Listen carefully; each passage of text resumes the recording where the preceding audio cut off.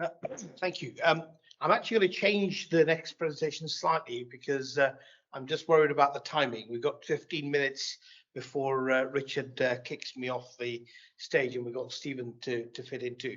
So I'm just going to tell you about this exercise, but in fact, you've seen the end result of this, which is, just think about 3 words that come to mind, a bit like word association, when you think about osteopaths and osteopathic care. And those of you online, and I think there are 44 of you, if you could just type those into Mentimeter. So if you look at, I don't know if you use Menti, those of you in the room, maybe you could log in any case. So that's www.menti.com. There is a code there, which is 79213865. But you'll need that during the course of the day in any case. But if you want to do the 3 words now, you could do that, and we'll start to get it showing straight online. So if you just type them in.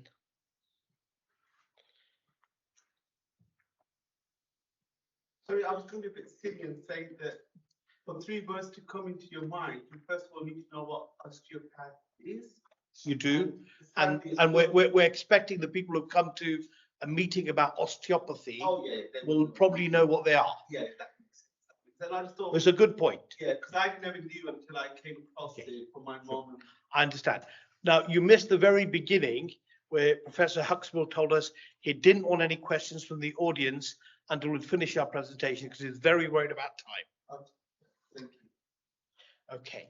So I'm going to move on from this, but that's a point well made. But if you want to carry on typing in the background, we will capture the end result and circulate that.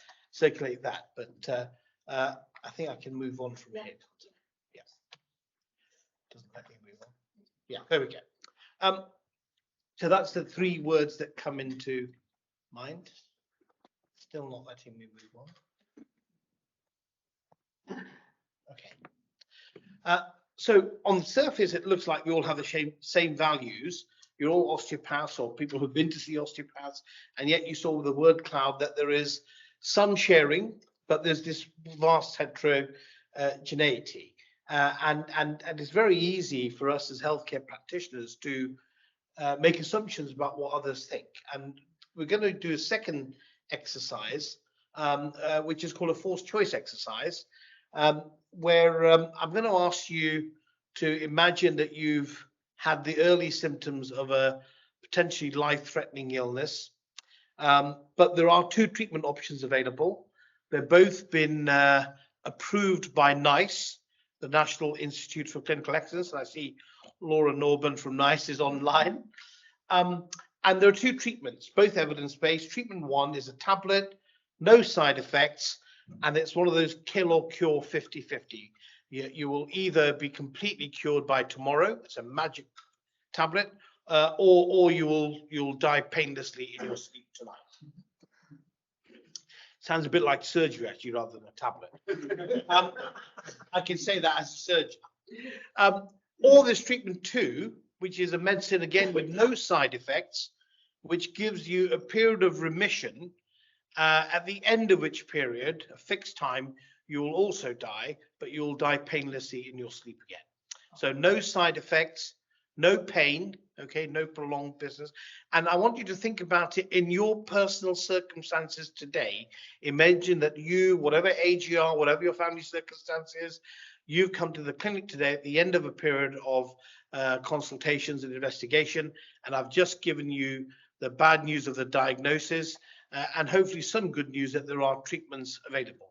So what I'd like you to do is to decide now for yourself and write down, okay, you need to make a commitment, those of you in the room, of what period X in months of years would you want for you to pick that treatment 2, remission, over the treatment A, kill or cure.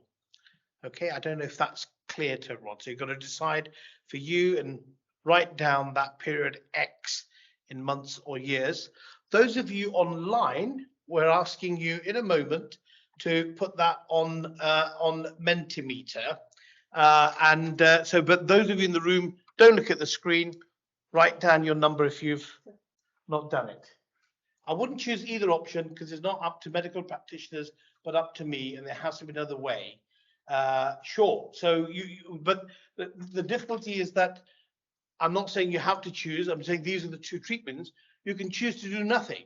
And of course, choosing to do nothing is actually a choice. You've decided you're not going to believe me, you're not going to do that. But we will come back to that this afternoon when we talk about decision making. So, okay, so you might want to think about what factors were important to you. So I'm going to hand on to Steve, who's going to talk about how, I mean, that was a very hypothetical situation. Actually, I can think of at least 4 medical conditions that would completely apply to, but we can talk about that over coffee.